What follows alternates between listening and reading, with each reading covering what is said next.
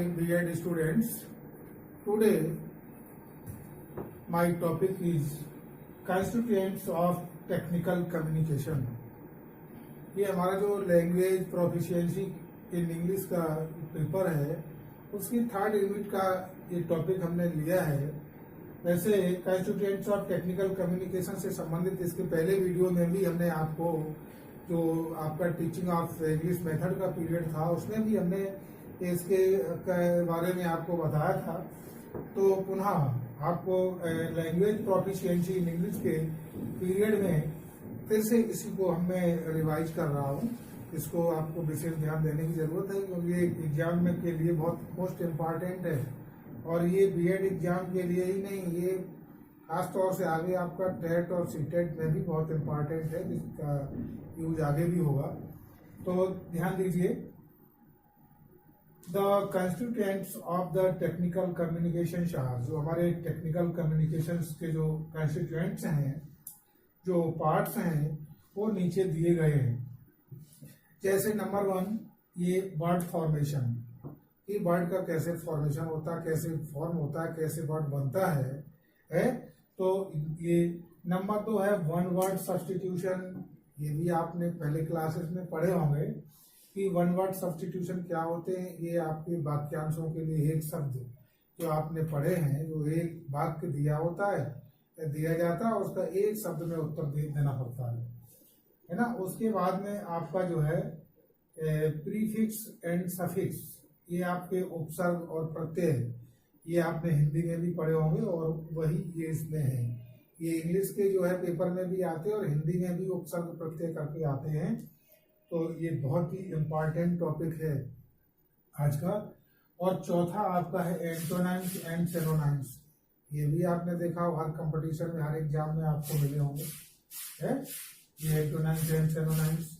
इनको भी आपको लर्न करना है, पढ़ना है, समझना है।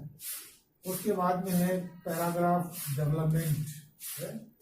ये पैराग्राफ डेवलपमेंट ही, इसके पहले भी हमने speech development, paragraph development, sentence development, इसके बारे में भी आपको टेक्निक एंड मेथड्स जो है इसमें बताए गए हैं कि क्या मेथड है और क्या टेक्निक है, किस तरह से आप पैराग्राफ का कंस्ट्रक्शन करेंगे, लेक्चर का या स्पीच का कंस्ट्रक्शन किस तरह से करेंगे, क्या क्या इसकी टेक्निक्स हैं, क्या मेथड है, वो अभी आपको बताए जाएंगे आगे। तो देखिए, सबसे पहले आपका आया है वर्ड फॉर्मेशन। देखिए, वर्ड फॉर्मेशन हमारा पहला है। तो देखिए, a word is the smallest meaningful unit of sound. देखिए, ये इसमें बताया क्या, एक शब्द जो है वो ध्वनि की सबसे छोटी इकाई। A word is the smallest meaningful unit है। एक शब्द जो है वो स्मॉलेस्ट मीनिंगफुल यूनिट है, सबसे छोटी अर्थपूर्ण इकाई है काय की, ध्वनि की। यानी पूछा जाए कि ध्वनि की सबसे छोटी इकाई कौन सी है, तो ये शब्द है। उसी तरह से इंग्लिश में कहा है word is the smallest meaningful unit है। एक शब्द जो है सबसे छोटी मीनिंगफुल इकाई है साउंड की, ध्वनि की। तो ये इसी में the meaning of word is explained in dictionary of education. तो इसका जो आपका मीनिंग है वर्ड का, वो डिक्शनरी जो है आपकी, वह एजुकेशन ऑफ डिक्शनरी, उसके हिसाब से इसकी डेफिनेशन बताई गई है। वो इस प्रकार है, word is the smallest unit of vocal expression है। तो वर्ड जो है वो हमारी सबसे छोटी इकाई है वोकल एक्सप्रेशन, यानी जो हम लोग मौखिक रूप से अपने जो थॉट्स हैं, विचार, फीलिंग्स को एक्सप्रेस करते हैं एक दूसरे के लिए। तो ये है word is the smallest unit of vocal expression which has meaning and communicates an idea when taken by itself। यानी हम स्वयं जो है अपने विचारों को, अपने थॉट्स को जो है मीनिंग एंड कम्युनिकेट्स, उनके अर्थ को समझते हैं और कम्युनिकेट करते हैं और अपना जवाब भी देते हैं। उन्होंने कोई शब्द कहा तो उसके प्रति उत्तर में हमने उनको मीनिंगफुल जवाब दिया।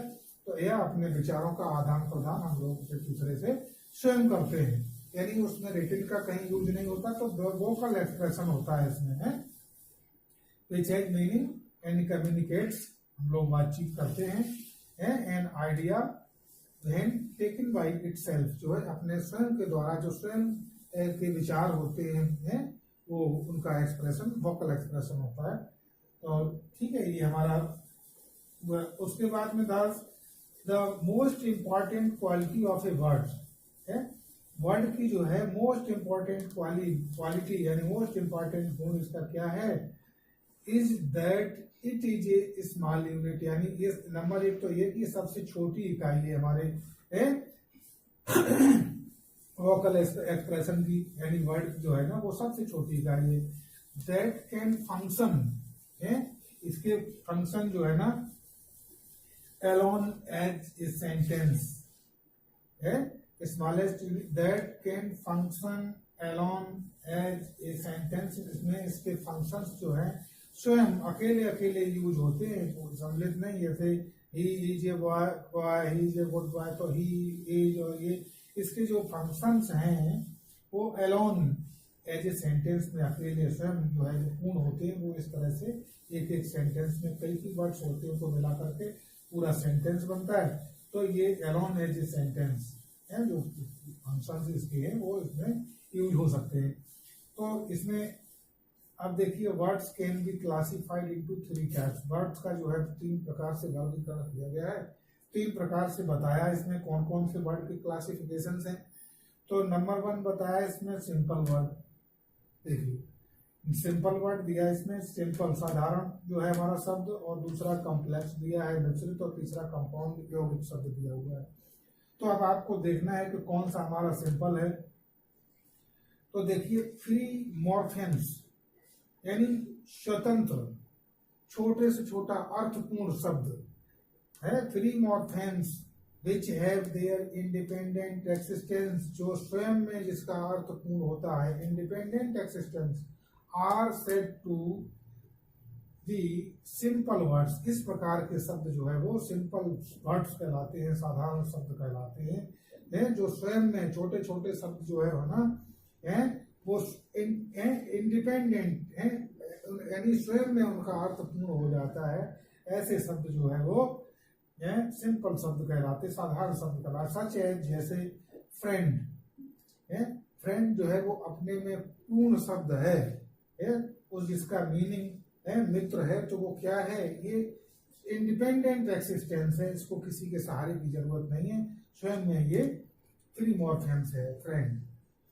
मैन उसी प्रकार से मैन ये भी फ्री मॉर्फेम्स में है, चाइल्ड बच्चा, it is extra in simple words है, साधारण शब्दों में हम कह सकते हैं कि सफिक्स और प्रीफिक्स इज नॉट यूज्ड है, कि इन ऐसे शब्द जो होते हैं फ्रेंड मैन चाइल्ड, इनमें प्रीफिक्स और सफिक्स का यूज नहीं होता है, जो साधारण वाक्य होते हैं उनमें प्रीफिक्स और सफिक्स यानी उपसर्ग और प्रत्यय जैसे शब्दों का यूज नहीं होता है, इनका प्रयोग नहीं होता है।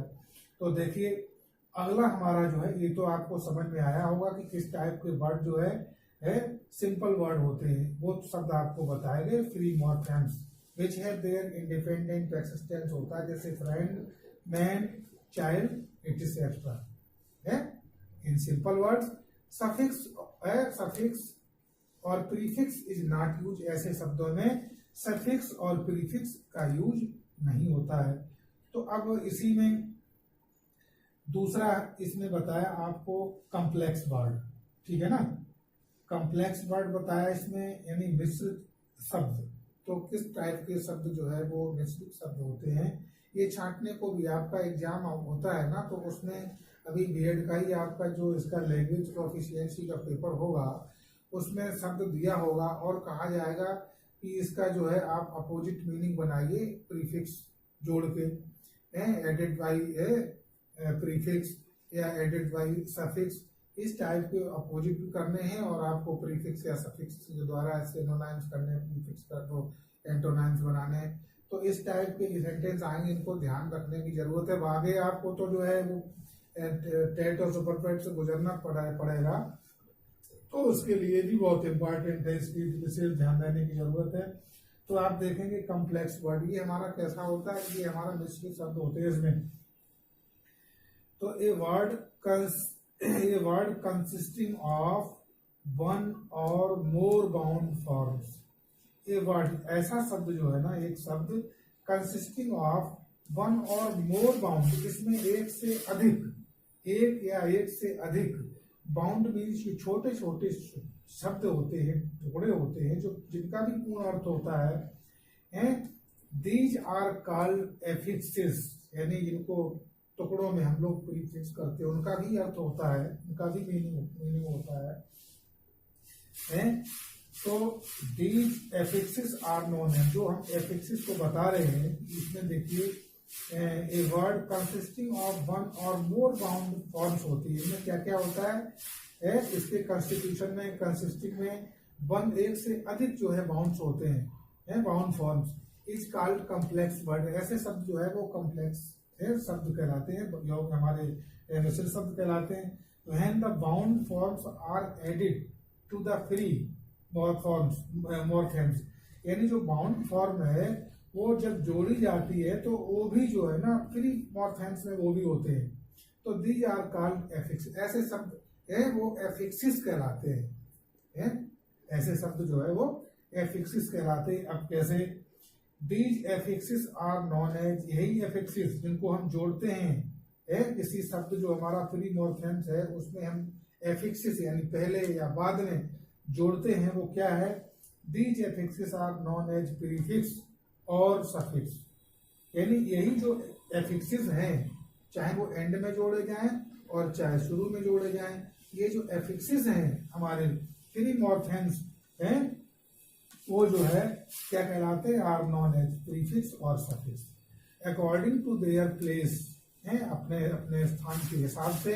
When the affixes are added to the placed at the beginning of the word, यानी किसी भी शब्द के प्रारंभ में यदि हम जो है ना इसको जोड़ देते हैं, किसको, फ्री मॉर्फेम्स जो दूसरा शब्द एफिक्सिस है उसको हम किसी भी शब्द के स्टार्टिंग में, प्रारंभ में जोड़ देते हैं, लिखा ना इसमें है बिगिनिंग ऑफ द वर्ड, यानी वर्ड के प्रारंभ में हम जोड़ देते हैं, तो they are known as prefixes.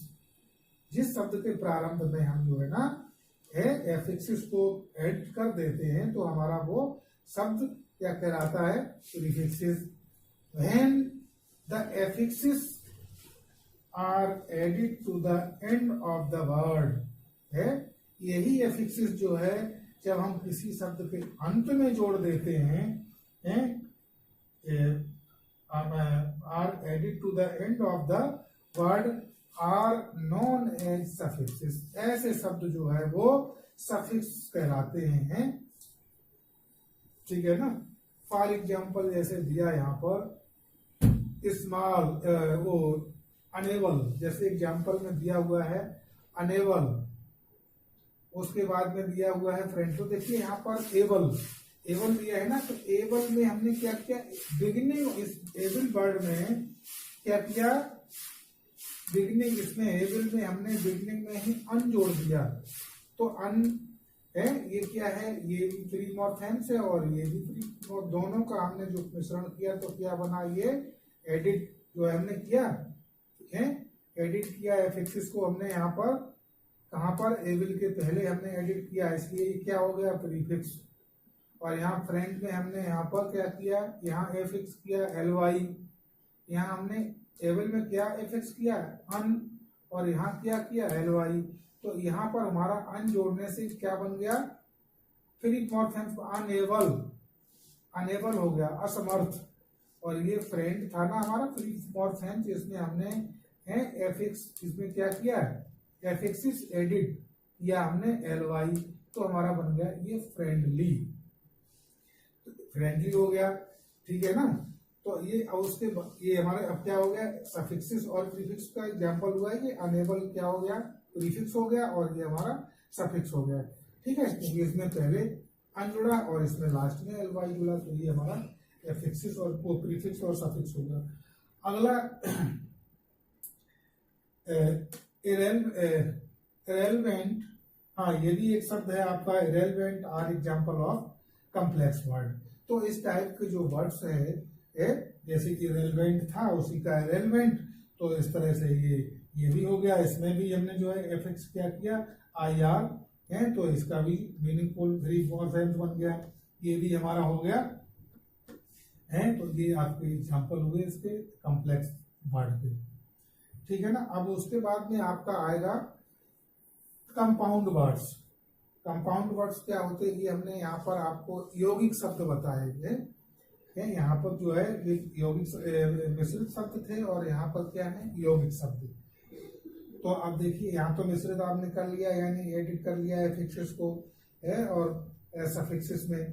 तो ये एफिक्स किया तो हमारा सफिक्स बन गया, प्रीफिक्स बन गए। और यहाँ पर देखिए, यहाँ पर compound words are those words, यानी कंपाउंड वर्ड्स वो वर्ड हैं विच आर मेड।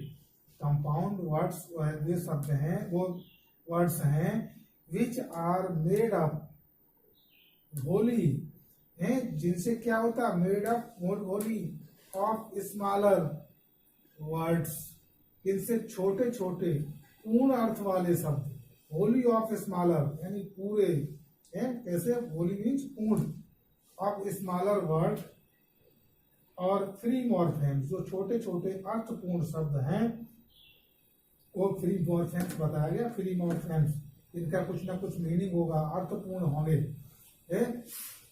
तो स्मॉलर वर्ड्स फ्री मॉर्फेम्स हैं, इस टाइप के वर्ड्स क्या होंगे, compound word. Compound words are those words which are made up wholly of smaller words, यानी पूर्ण रूप से छोटे होंगे और फ्री मॉर्फेम्स यानी छोटे छोटे शब्द हैं जो हैं वो और फ्री मॉर्फेम्स में हैं। तो इस टाइप के शब्द हमारे क्या कहलाते हैं, कंपाउंड शब्द, वर्ड, यौगिक शब्द। इन द अदर वर्ड्स, दूसरे शब्दों में हम कह सकते हैं कि मेंट टू स्मॉलर वर्ड्स, यानी दो छोटे छोटे शब्द, दो छोटे से छोटे शब्द और free morphemes are joined together, को साथ एक साथ जोड़ दिया जाए, यानी कंजंक्शन लगा दिया जाए, ज्वाइन, ठीक है ना, आर ज्वाइंड यानी जोड़ दिया जाए, कंजंक्शन नहीं।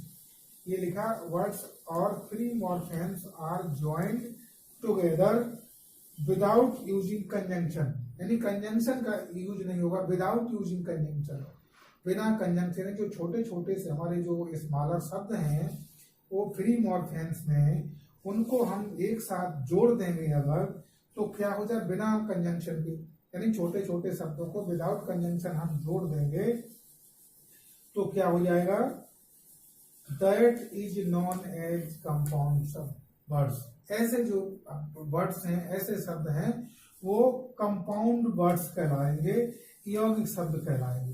कैसे, जिनमें छोटे छोटे जो हमारे शब्द हैं, अर्थपूर्ण शब्द हैं, फ्री मॉर्फेम्स हैं, उनको यदि हम जोड़ दें, एक साथ कर दें बिना कंजंक्शन के, तो ऐसे शब्द हमारे ये using without conjunction, that is known as compound words. ऐसे शब्द हमारे जो है वो कंपाउंड वर्ड्स कहलाते हैं, कंपाउंड वर्ड्स के नाम से जाने जाते हैं। जिनमें जैसे एग्जांपल देखिए, न्यूज पेपर लिखा, एग्जांपल में न्यूज पेपर, तो न्यूज अलग है और पेपर, दोनों को जोड़ दिया, इसमें कंजंक्शन का यूज नहीं हुआ, तो न्यूज और पेपर दोनों, दो शब्द हैं इसमें स्मॉलर, न्यूज और पेपर, दोनों फ्री मॉर्फेम्स में हैं, जोड़ दिया तो पूरा मीनिंगफुल वर्ड हमारा बन गया न्यूज पेपर विदाउट कंजंक्शन। दूसरा देखिए, मिल्क और मैन है, तो दोनों को जोड़ दिया हमने विदाउट कंजंक्शन, इसको है, ये हो गया, क्या हो गया, ज्वाइन टुगेदर है विदाउट कंजंक्शन, मिल्क मैन। अगला देखिए, वाटरमेलन, वाटर अलग है और मेलन अलग है, तो ये जोड़ दिया वाटरमेलन।